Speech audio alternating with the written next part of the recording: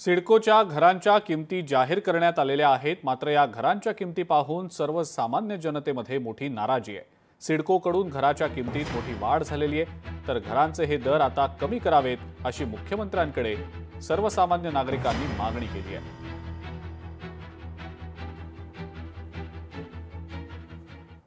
ह्या ज्या लोकांनी किमती जाहीर केल्या आहेत, हे मला तर असं वाटतं हा नक्की भ्रष्टाचार आहे, प्रचंड प्रमाणावर भ्रष्टाचार आहे।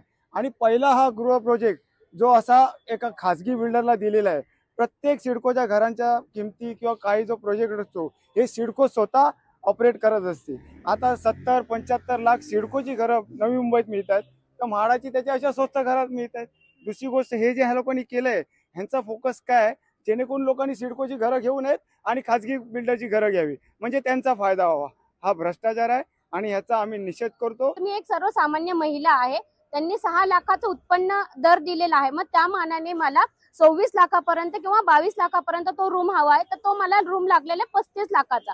सर्वसामान्यांनी आणि जे सिंगल एक मदर असते त्यांनी एवढे पैसे आणायचे कुठून आणि भरायचे कसे, ते तर झालं आणि सिडको अजिबात काहीही प्रोत्साहन देत नाही।